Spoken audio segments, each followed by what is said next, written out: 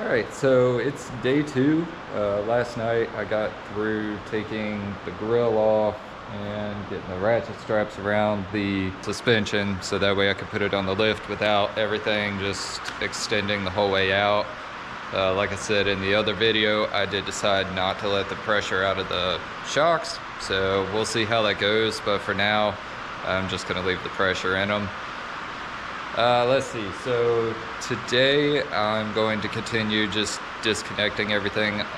Gonna put it up on the lift, take the front and rear drive shafts out, take the exhaust off, you know, just kind of things like that. I gotta pull the fuel line off and a couple other hoses.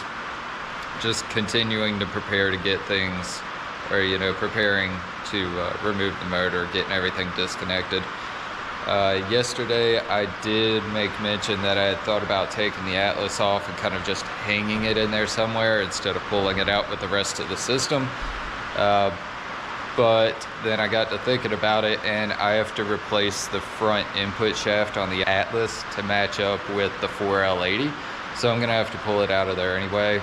So I just got to figure out how to disconnect the linkages to it. I'm not sure if I'm going to take them off of the Atlas or if I'm going to take them off the Jeep side, but they're cable shifts, so I just got to figure out how to disconnect those, and I'll just pull it out with everything else. The other thing that I mentioned was on the interior with the gauges. So yesterday I had mentioned about trying to match up the Holley system or, you know, some aftermarket ordeal to make the factory gauges work. And then last night I remembered and was looking through some online stuff and remembered a thread that I'd read a while back actually, where somebody had done this, and they had actually gone through the effort to do a really clean install. They were doing a really clean, like, upgrade of their Jeep Sahara TJ. And I'll see if I can put like a link or something like that, but I think it's called Sahara the Sahara. Hopefully the guy doesn't mind me mentioning his thread on this video. But anywho, he had found, I think it was Autometer or some company like that, makes a aftermarket gauge panel that fits into the dash assembly for the TJ and allows you to run like the, what are they, 3.5 inch or so gauges, kind of in the same orientation that the factory gauges are. You know, it's speedometer, and then tach, and then like fuel level, oil pressure, water temperature, and something else.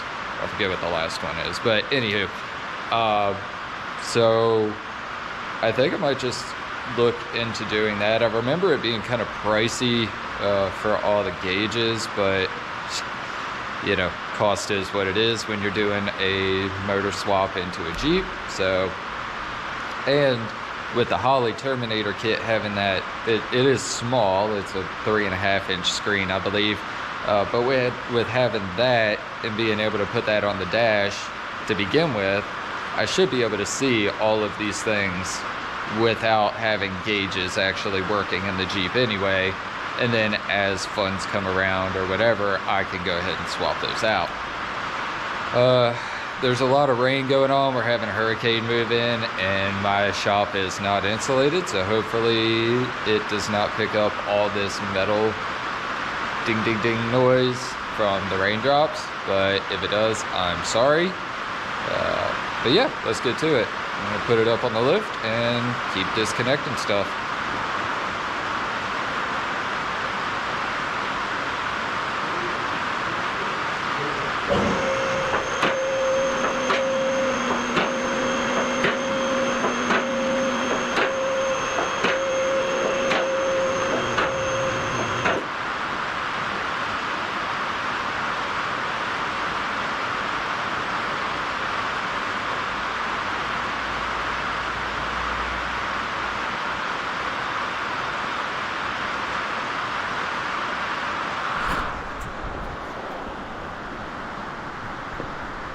Yep, So yesterday I started taking things off, and then my girlfriend came in and said it was dinner time, so that was kind of quitting time for me.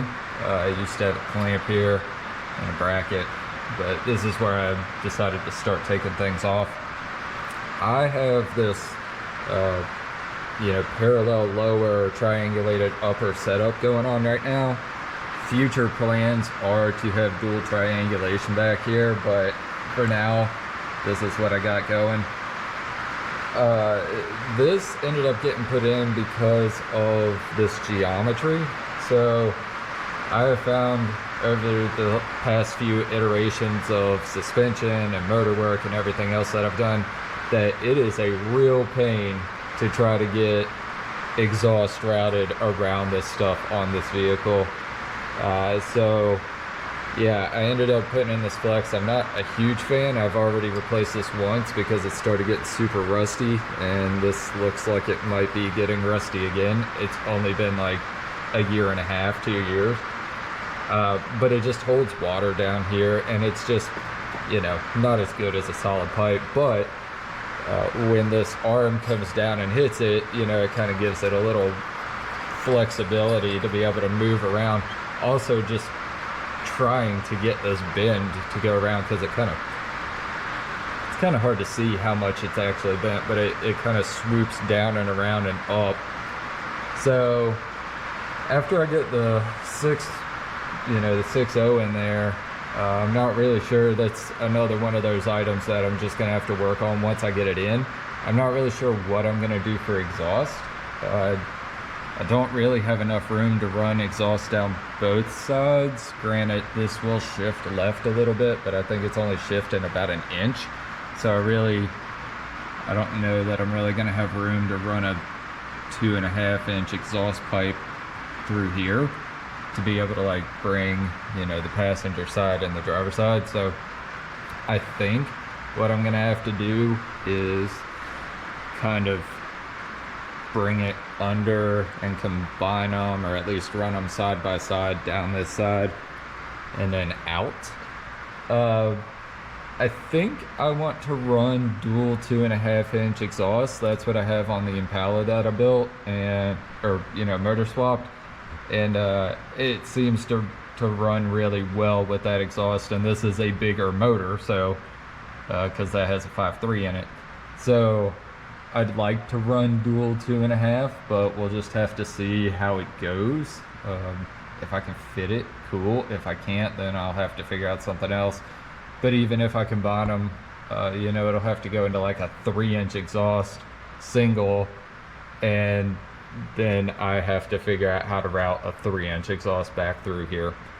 Another thing that I'm gonna have going on is, like I said earlier, or I guess yesterday in the other video, this area here currently has this Borla muffler in it, and I like these mufflers for the inline 6. I haven't tried them on the LS yet, but my plan is to just get a second one of these and run 2 of them on this. They're quiet, but they still sound good, and if you kind of get on it, it still has a good tone to it. I'm not particularly wanting something super loud. For one, I've kind of gone away from that. The Impala is ungodly loud, but I need to redo the exhaust on it. But on the Jeeps, with being in them for long periods of time, crawling and stuff like that out in the middle of the woods, I want something that says, hey, this is not a stock motor or stock exhaust, but I don't want something that's just ungodly loud, like a straight pipe or some crap like that. Anywho, but this is currently here, and my plan is to put my fuel tank that I have. It's a Genrite tank, and it's huge. It's this huge aluminum fuel tank that just takes up this whole area.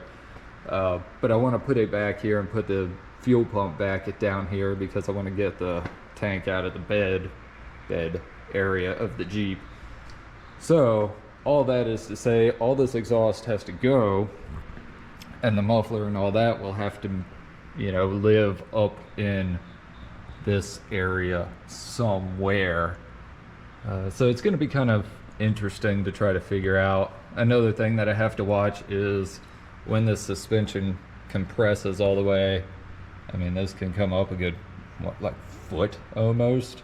So all of this can potentially come up like a foot, which puts the top of this truss, you know, only a couple inches below that cross member. So routing the exhaust like up and then out around the fuel tank that's going to be there. It's going to be fun. Let's just put it that way. But that's a couple days away minimum right now. Like I said, that's just one of those things that I'm going to have to figure out once I get the motor and transmission in and start seeing where I have clearances and stuff like that.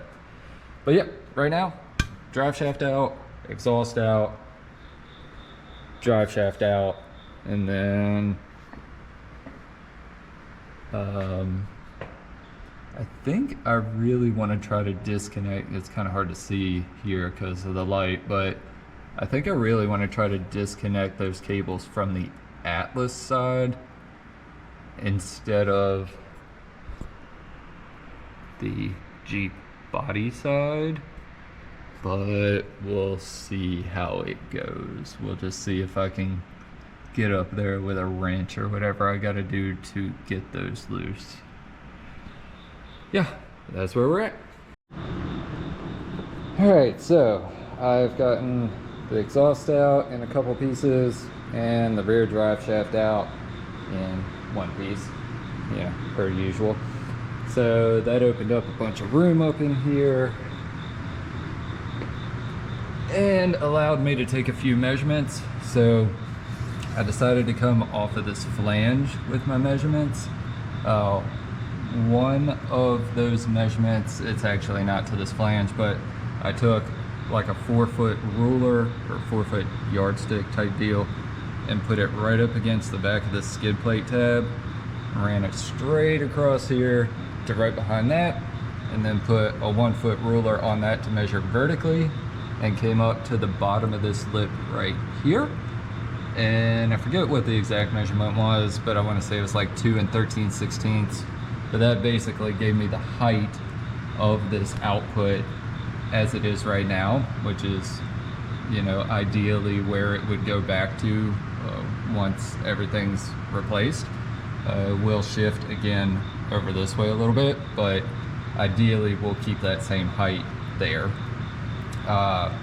Then I took and put my 1-foot ruler right here vertically. There's a, you can't see it very well, but there's a lip right there that the yoke, or the, what is it, the CV joint, I guess, uses that lip to center.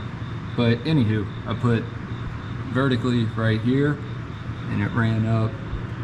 There's actually a white line where I sprayed some paint or bed liner or something and it didn't get this part, but basically right on that white line was where the top of my ruler hit. So that kind of gives me another point of reference for how far forward and backward the Jeep is. And, you know, I can basically just follow that line across as this shifts over. And then last but not least, I clipped to the back of the top of this with a, what you call it, tape measure, and drug it out. And basically came flat with the back of this and took a measurement there, and it was 74 and some odd inches to there. So that gives me a few points of reference for where the back of this transfer case is currently at. And you know, obviously the front of it, if we get the back lined up, the front of it will be lined up. But that gives me a few references on where this is currently located, so as things get replaced and bolted back together and slid back in, I can kind of figure out you know, how much forward and backward I need to move the whole assembly to get this back where it is. And if this goes back where it currently is, then I shouldn't have any issues with my drive shafts. So So the next step, I guess, is to get the front drive shaft out, and then I've got my linkages that I got to take care of, and things like the clutch pedal stuff, fuel lines, a couple vacuum hoses, things like that. But we're getting pretty close. At some point I'm gonna have to go up inside and pull some of the interior part to get the shifter off the top of the transmission. You know, get that like 2-foot shift handle off of there, so that way I don't have to try to mess with that while I'm getting things in and out. But of course, then again, I don't know, maybe we could drop it down. Yeah, I don't know, we'll see. But either way, I gotta pull the handle down through the boots. So anywho, that's where we're at. Just gonna keep chugging away here and getting things disconnected. One of the things that I'm probably gonna try to do while I'm going through this motor swap, transmission swap effort is to create another you know, cross member here for the transmission to mount to, so that way it's not mounted to the skid plate, so that way I can remove the skid plate separate from you know, the rest of this stuff, so I can take the skid plate off and still have all of this up in here without it falling out. One of the things that would allow me to do a lot easier is to take this front drive shaft off, because right now I got this skid plate here, I can't really get to it, but I've got 4 bolts up in here that I have to unbolt to take this off. So yeah, I'm not really sure exactly how I'm gonna go about that right this minute. I'm probably gonna have to get like a 4x4 and put a jack down here and run the 4x4 up and hold like this output or something. I'll probably put a ratchet strap here just in case, but that would allow me to remove the skid plate, drop the skid plate out of the way, get to those bolts, take the front drive shaft off. Probably a lot easier to get to those cable shifters for the transfer case too. So we'll see how it goes here, but that's my next step.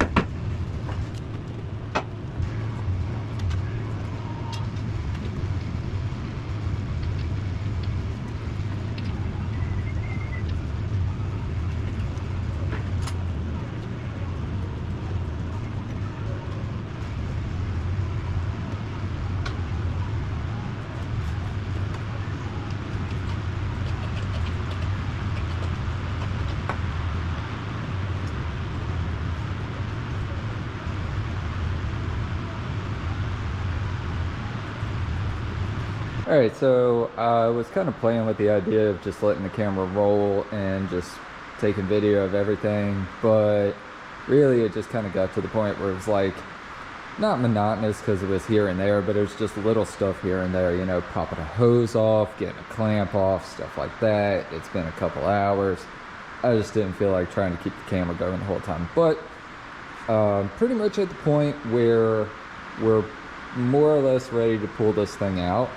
And honestly, one of the things that held me up the most was not something I was expecting. It was the cable linkages for the Atlas transfer case on the handle end for up in the cab.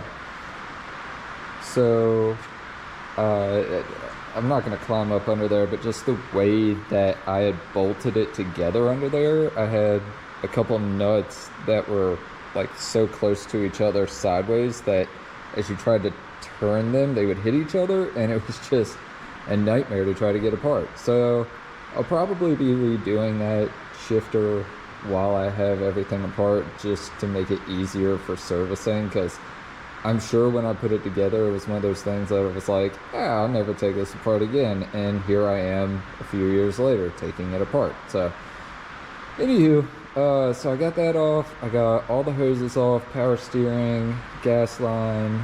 Let's see, the cable for the throttle pedal, the cable for the cruise control, couple grounds, the battery cables. I basically took everything loose from, or the battery cables loose from everything else. So I took the terminal off the battery, and then inside this fuse block, if I could get it open, these two screws, or these two nuts came off, and I just let this cable come out, and I just laid it up across there. Same with the ground. I forget where it was connected, but it was connected in a few spots that I took off and just laid it up here. Let's see, I got a couple of cables, like multi-pin connector cables for the computer and all that stuff. I just took it all loose. So I basically took everything loose and laid it up on top of this motor. So my plan right now is to pull this motor and transmission and probably all the wiring harness and everything, and use it in one of the scramblers when I get to those projects. So it'll just get laid off to the side right now, but I want to keep everything kind of together, you know. Not that it'll just bolt into that thing, but the more I have just kind of here with this motor, the less I have to store in boxes and stuff and get lost. So anyway, all the stuff got kind of piled on top here. Inside, let's see, I took the center console out. Stepping over a lift arm sucks. So I took the center console out, and then that allowed me to kind of get down in there. I do still have to get down through that hole, take the 4 bolts out, and take that shifter tower off, so I don't have to worry about trying to drop it down far enough to get out. But that's really the last thing, kind of holding everything together. Skid plates off the bottom. Right now it's just kind of sitting there on a transmission jack, and then I got another jack under it, just kind of doubling up for safety, security type stuff. But the pan's off, everything's free. The clutch assembly is taken out of the transmission, just kind of hanging here. Let's see, there was a wire, it's wrapped up there around the output of the Atlas, but that was the wires that go back to the fuel cell. Yeah, basically just like double and triple check that everything was taken off and, you know, kind of piled on top so that this thing could come out. And I'm sure I missed something, and we'll find it as soon as I start pulling the motor out. It'll hang up, and I'll find out that I forgot a cable or a strap or something, but, you know, it is what it is. So I was kind of standing here trying to figure out how I'm going to pull this out, because ideally I would have this hook further back, because the back of the motor's back there, and granted there's a lot of weight here, but there's also the transmission and the Atlas behind it going that way. So I think the kind of center balance point is really going to be right there at the back of the motor. So I think what I'm going to have to do is probably like use this and the jack underneath, the transmission jack, and like maybe put this up here on the front of the motor and use it to kind of take the bolts out and pick this motor up so I can get off the motor mounts down there and pull it forward, and then somehow sit it down again. I'm not really sure how, but somehow sit it back down and then like readjust this hook further back once the motor's pulled forward. I can't move the engine hoist any further back because it's hitting up here on the front. Oh, I did take the winch off the front just to have a little more clearance. I still got a brake line here that one day I'll do something about, but the winch sat like quite a bit higher than that brake line. So got it out of the way. But anywho, yeah, kind of a two-step process. Hook it up, pull the motor forward, and sit the motor down on something, and then move the hoist back again, and then yank it all out as one unit. But it's getting kind of late today, and I've been working in here a few hours, so I think I'm gonna call it quits for today and pick this up hopefully tomorrow, but we'll just see how the day goes.